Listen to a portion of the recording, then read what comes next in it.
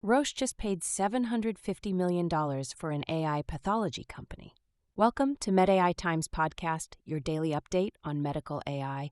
Don't forget to like and subscribe. What if I told you that a computer just found 6 cases of aggressive breast cancer on mammograms that human specialists had already looked at? Wait, they had already cleared them? Yeah, completely verified and declared them totally clear. Oh, wow.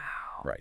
So today we are looking at the exact moment AI vision officially, surpassed human sight, and what happens when an algorithm catches a disease before the physical evidence even exists. It's wild. It really is. So, welcome to today's deep dive. Our mission today is to explore this massive stack of updates from May 11th, 2026, so you can really understand how AI is just fundamentally reshaping healthcare. Yeah, we're talking from the molecular level of tissue pathology all the way up to the massive data center infrastructure that makes it all possible. Exactly. And to set the pace, I'm just going to run through today's headlines right now. Ready? Let's hear them. All right, here we go.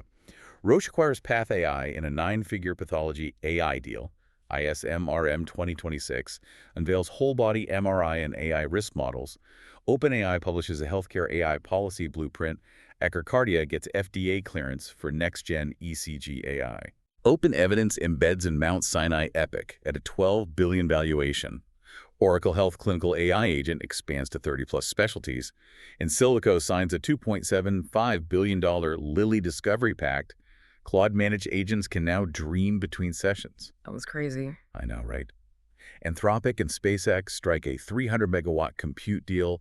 And finally, Anthropic doubles Claude Code rate limits across paid tiers. So when you look at that list sequentially, there's a Right. very distinct threshold being crossed here. Yeah. Yeah, I mean, we are officially watching AI transition from, theoretical academic research papers into the actual hard pharmaceutical infrastructure. Right, the stuff that's actively driving daily clinical workflows and impacting patient care. Exactly. It's not just theory anymore. So let's start with that microscopic view, specifically that massive Roche and PathAI deal. Roche is acquiring PathAI for $750 million up front. Plus up to $300 million in milestones, I think. Right, so that is over $1 billion total for a pure-play pathology AI company. And to understand why a legacy pharmaceutical giant is dropping that kind of cash, we have to look at our spotlight topic for today, which is foundation pathology models. Yeah, so traditionally, if you have a biopsy, right, a pathologist looks at a tissue sample on a glass slide under a microscope to, identify cancer cells. Which is incredibly tedious. Right. It requires immense skill, but it's entirely manual and, frankly, subjective. So what PathAI and these other companies have done is train massive self-supervised AI models on millions of whole slide images. And they use transformer architectures for this, right? Like the LLMs we use for text. Exactly the same architecture, but they're using it on visual data. And these images are just staggeringly huge. Like the sources indicate each whole slide image is between 1 and 5 gigabytes at full resolution. Yeah, we're talking billions of pixels per slide. Wow. They're incredibly dense with biological data. So rather than just looking for a general tumor shape, the AI breaks these gigapixel images down into tiny visual chunks. Okay. It produces what we call tile-level and slide-level embeddings. It analyzes the spatial relationship between the cancer cells and the healthy immune cells surrounding them, the tumor microenvironment. Right. And then downstream systems use those embeddings to predict over 100 different biomarkers, specific genetic mutations, and even like how a patient will respond to a specific treatment. So if I'm understanding this right, it's essentially like pulling up a satellite map of an entire major city, instantly zooming all the way down to street view, and not just seeing the cars, but like algorithmically mapping the traffic patterns. Yeah, perfect. And the pedestrians and the structural integrity of every building simultaneously. You're doing it for cancer cells. That's exactly what it is. And you're generating actionable data instantly. That's incredible. And that level of instantaneous spatial insight is basically becoming a baseline requirement for big pharma. Right. Isn't just buying a software tool to help doctors see better. They're acquiring a foundational infrastructure. Exactly. They need these predictive models to bundle into companion diagnostic submissions for their own targeted therapies. If Roche develops a drug that, only works on a highly specific tumor microenvironment, They need an AI platform capable of identifying that exact environment in a patient's biopsy. Right. Otherwise, they can't prescribe the drug effectively. That makes perfect sense.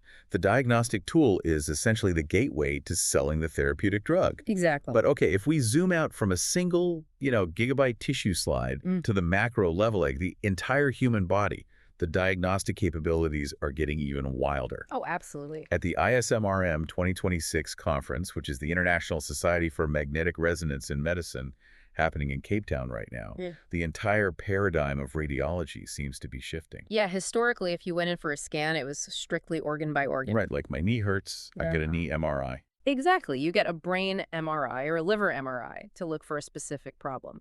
But what ISMRM is showcasing is AI-enabled whole-body MRI.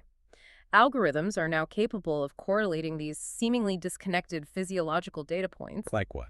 Well, for instance, they are linking the specific distribution of visceral fat in the abdomen directly to predictive models for prostate enlargement. Wait, belly fat predicting prostate issues. Yeah. And they're demonstrating wearable eat prototypes that can image the brain while a person is just freely walking around. We're also seeing quantitative MRI data reaching parity with standard mammography for dense breast assessment. Which brings us back to that staggering statistic I mentioned at the top of the show about the MRI breast cancer risk model. Right, the MIT and UMass study. Yeah, this joint prospective study where the MRI AI found 6 occult cancers, these are hidden early-stage cancers, in women whose original mammograms were read as completely negative by human radiologists. The human doctors looked at the physical scan and confidently declared the patients clear. Right, because the AI isn't just looking for a physical lump like a human doctor does. It's analyzing pre-radiographic, pixel-level risk features. Exactly. It's catching the mathematical precursors to a tumor before the tumor itself has formed densely enough to even be visible. But, okay, here is the massive clinical friction point that I see. Okay, let's hear it. If you are a patient, right, and the AI flags you as high risk based on pixel math, but your doctor's eyes look at the scan and see absolutely nothing. Yeah. How do you convince an insurance payer to cover the thousands of dollars for a confirmation MRI? I mean, their entire business model is built on show me the physical proof. It is, it's the central dilemma of predictive medicine right now. Payers operate on a model of established visible pathology. You are essentially asking them to reimburse an expensive confirmation scan based on an algorithm's intuition. Which they hate doing. Of course. However, health economics will eventually force their hand. If this UMass data replicates at a larger, say, 100-hospital pilot scale, the math just becomes undeniable. Because catching it late is so expensive. Exactly. The cost of treating late-stage advanced breast cancer is astronomically higher than paying for an early confirmation MRI and a minor lumpectomy. So it's just cheaper for them in the long run. Right. The transition period is going to be incredibly messy as payer policies lag behind the tech, but the economic weight of catching diseases early will ultimately rewrite the reimbursement rules. It's fascinating. The tension between human sight and algorithmic prediction is only going to escalate. And it's not just happening in massive MRI machines, right? It's happening in routine, real-time patient monitoring, too. Oh, yeah, like the AccurKardia news. Exactly. AccurKardia just received FDA 510K clearance for their AccurECG 2.0 platform. It's a fully automated interpretation system covering 13 different rhythm classifications. So AFib, ventricular tachycardia, things like that. Which is a huge deal. Yeah, and this pushes the total number of FDA-authorized AI devices past 1,030. Over 1,000 cleared devices is a major milestone for the industry. But the real value of the AccurKardia clearance is understanding how it changes the actual workflow. How so? Well, primary care clinics and remote monitoring centers are facing massive backlogs in ECG interpretations right now. When a human cardiologist looks at an ECG, they're visually scanning the peaks and valleys, the P waves and QRS complexes. Right, looking for squiggles on a page. Exactly. But an AI analyzes that ECG as high-dimensional time series data. It is detecting microvoltages and temporal irregularities at a millisecond resolution that human eyes simply gloss over. So by providing a fully automated FDA-cleared read, you just eliminate the bottleneck entirely. Yeah. Like a primary care doctor can make an immediate mathematically backed decision without waiting days for a specialized cardiology consult, just to clear a routine rhythm check. Precisely. But, you know, a faster diagnosis is kind of useless if the physician can't efficiently process that data and apply it to your specific medical history. Right. The bottleneck just shifts from the diagnostic tool to the electronic health record, the EHR. Which is the central nervous system of every hospital system. And that ecosystem is undergoing a massive disruption right now, too. Look at OpenEvidence. They just closed a $250 million Series D at a $12 billion valuation. $12 billion? That's massive. Yeah, and they're already powering about 15 million physician-verified consults a month. But the major update is that in March, they became the first clinical evidence engine embedded directly into Epic at Mount Sinai. And the key to understanding why this matters is proximity. Doctors are incredibly pressed for time, right? They're constantly battling cognitive overload. Oh, for sure. UpToDate has been the gold standard for clinical reference for decades. But using it requires a doctor to tab out of the patient's chart, run a search query, read an article, synthesize the information, and then tab back to enter the order. It breaks their concentration entirely. Exactly. What OpenEvidence is doing is utilizing a RAG system retrieval augmented generation. They are embedding a highly specific, guideline-cited clinical search directly into the Epic order entry pane. It's just right there. Right. They are injecting synthesized medical knowledge at the exact moment a doctor is making a clinical decision. The real metric to watch here won't just be adoption rates, but outcome data. Like, does it actually help patients? Yeah, does this real-time injection of knowledge actually change prescribing habits and reduce a patient's length of stay in the hospital? And while OpenEvidence is integrating inside of Epic, Oracle Health is making massive moves of its own, right? Their voice and screen clinical AI agent is now active across 30-plus specialties: cardiology, pulmonology, behavioral health. Yeah, they've been rolling that out aggressively. They just deployed this via the Clinical Note module in the UK's National Health Service, and they're reporting a roughly 30% reduction in physician documentation time. And the mechanism behind that 30% reduction is vital. This isn't just a transcription service. Right, it's not just speech to text. Exactly. The ambient listening agent structures unstructured audio. A doctor can have a completely natural conversation with you in the exam room, and the AI dynamically parses that dialogue. It figures out what's medically relevant. Yes. It extracts the relevant medical facts and automatically maps them to complex SesnoMed and ICD-10 billing codes in the background.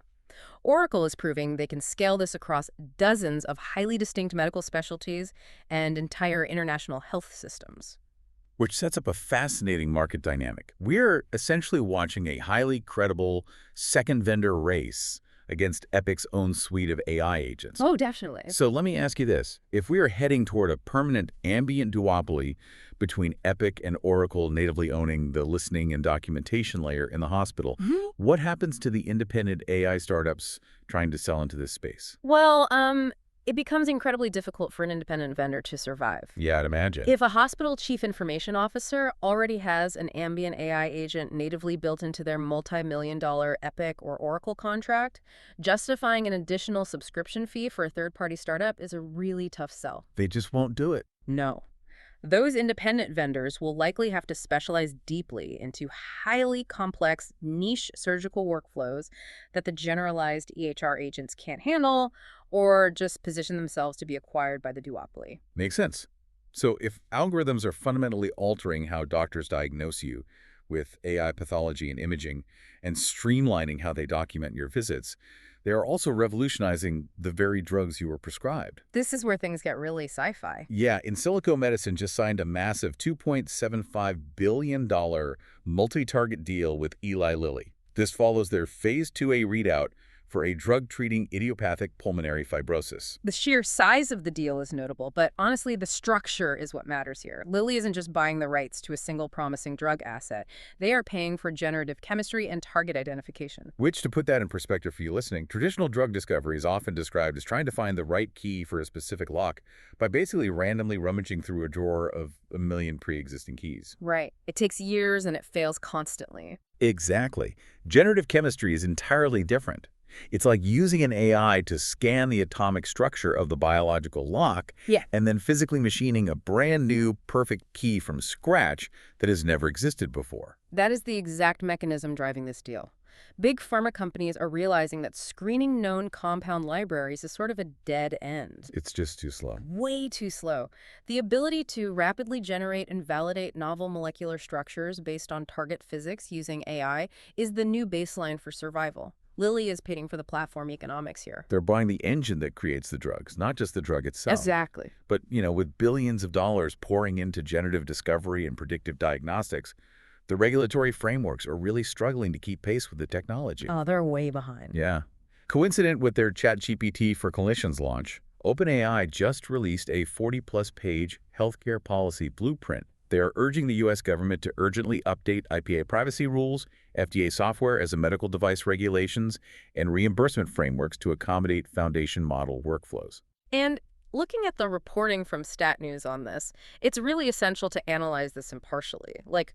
We aren't endorsing or condemning the blueprint, but you have to understand the strategic dynamics at play. Right, we're just looking at what the sources are saying. Exactly.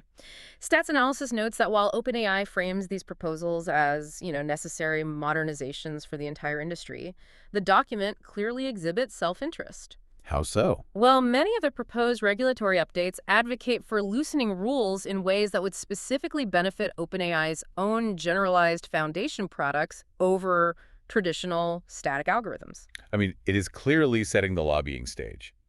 The regulatory framework we have today was built for static software, right? Algorithms that do exactly one thing and never change. Right. It simply does not map cleanly onto dynamic generative foundation models that constantly adapt and learn. The first major tech company to successfully shape that new regulatory landscape gives itself a massive, almost insurmountable structural advantage. Oh, absolutely. You can bet Anthropic and Google are drafting their own competing position papers right now. For sure. And speaking of OpenAI's primary rivals, none of these clinical advancements, from whole slide pathology to generative chemistry, work without the underlying AI architecture. Right, the compute layer. Yeah, and Anthropic just announced a fascinating update for their Claude Managed Agents. They're calling it dreaming. Dreaming. The terminology is evocative, but the technical reality is essentially a scheduled offline batch processing pass. What does that mean in practice? So between active sessions, the Claude agents review their prior interactions, user queries, and vector memory stores. They aren't just memorizing transcripts, they are extracting recurring patterns, pruning irrelevant noise, and synthesizing a curated shared memory bank. That could be used across different specialized agents, right? Yeah. It makes me think of a medical resident who has been dealing with an incredibly complex patient case all day. They are completely overwhelmed with data. They go home, they sleep on it, their brain processes the information offline, and they come back the next morning with a synthesized, intuitive understanding of the patient's condition. Rather than just brute force memorizing the medical chart. Yes, exactly. The cognitive parallel is really strong. But crucially, unlike a human resident whose memory, degrades over time, Claude's shared memory scales perfectly across millions of future cases. Right. And it gives developers explicit programmatic control over memory retention and decay. The performance metrics are already proving the value. The legal AI company Harvey is using this dreaming feature in a research preview and reporting that task completion rates are roughly 6 times higher. 6 times. That's insane. Yeah. And to make AI agents dream and to process those massive 5-gigabyte whole slide cancer images we talked about earlier, you need an incomprehensible amount of raw compute power. You really do. Anthropic is securing that power by taking the full capacity of SpaceX's Colossus 1 data center. We are talking about over 300 megawatts of power running around 220,000 NVIDIA GPUs. That scale is hard to even picture. It is. Yeah. And because of this massive influx of infrastructure, Anthropic has completely doubled the Claude Code 5-hour rate limits across all their paid tiers and dropped their peak hour throttles. The market structure irony of this deal is undeniable. The Elon Musk connection. Yeah. You have Elon Musk, who is currently engaged in highly publicized parallel litigation against OpenAI, providing the massive hyperscale data center infrastructure that is directly powering the aggressive expansion of Anthropic. Which is OpenAI's fiercest competitor. Exactly. It's basically a high-stakes corporate drama playing out across hundreds of thousands of GPUs. It is. But more importantly for you listening, this SpaceX deal really synthesizes everything we've discussed today. The massive 300-megawatt infrastructure investments are the direct pipeline enabling these clinical breakthroughs. They're entirely linked. Completely. You don't get Roche analyzing billions of pixels in a tumor microenvironment, and you don't get OpenEvidence returning instantaneous synthesized medical guidelines inside an Epic workflow without that raw, gargantuan compute power sitting at the bottom of the stack. Right. The hardware arms race between tech giants is directly subsidizing the modernization of your patient care. It is incredible to see how tightly woven it all is. From 220,000 GPUs humming in a server farm to an algorithm detecting invisible breast cancer in a local clinic. It's all connected. Before we wrap up, we want to put a few things on your radar based on today's sources. We will be watching for the late-breaking abstracts out of the ISMRM conference, specifically regarding how AI is enabling low-field MRI deployment in low- and middle-income countries. That's going to be huge for global health access. Absolutely. Yeah. We also have the ASCO 2026 oncology meeting coming up in late May, where we expect multiple AI companion diagnostic readouts. And finally, keep an eye out for the FDA's highly anticipated responses on real-time clinical trials due at the end of the month. You know, every single one of these developments pulls the healthcare system closer to a fully predictive, continuous model of care. It really does. And I want to leave you with a final thought to ponder based on all the technology we've explored today. Imagine a future where your clinical AI agent dreams about your medical history between your actual doctor visits. Wow. Right. What happens when your AI doctor never forgets a single symptom you've had across your entire lifespan? It is constantly cross-referencing your genetics, your past scans, and your daily wearable data, reevaluating your health in the background while you sleep. How does that level of persistent, tireless, perfect memory fundamentally change the very nature of the relationship you have with your human doctor? Thanks for listening. Find us on YouTube and your favorite podcast app. See you tomorrow.